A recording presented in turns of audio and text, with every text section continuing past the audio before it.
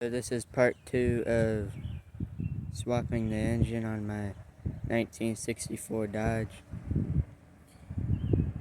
So we have to paint the engine bay and paint the engine in this video, I think. So this is the Dodge, and I've already started painting.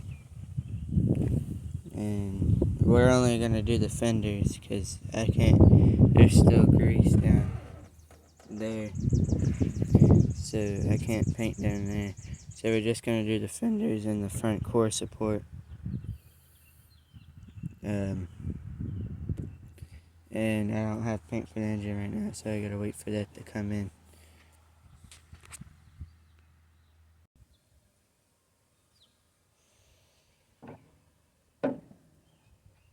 So we're just going to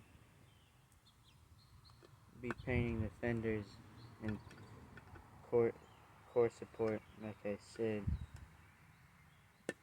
because I would put the engine in, but I don't have paint right now for the engine, and I don't. The motor mounts broke. You saw that in the last video. So once I either fix the old motor mounts or buy new ones and paint the engine, it should be good to put in.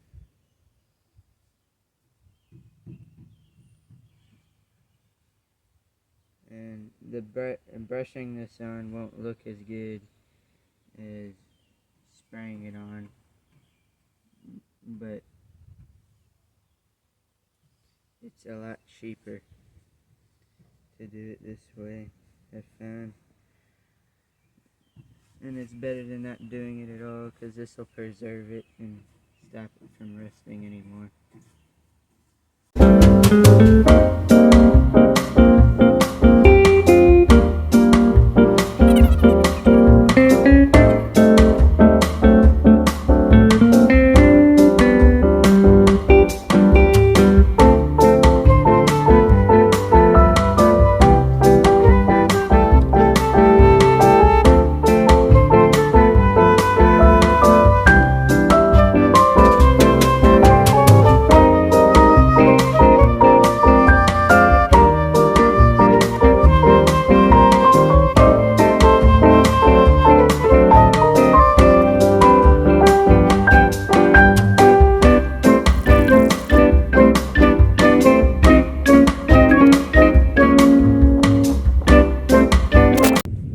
So I just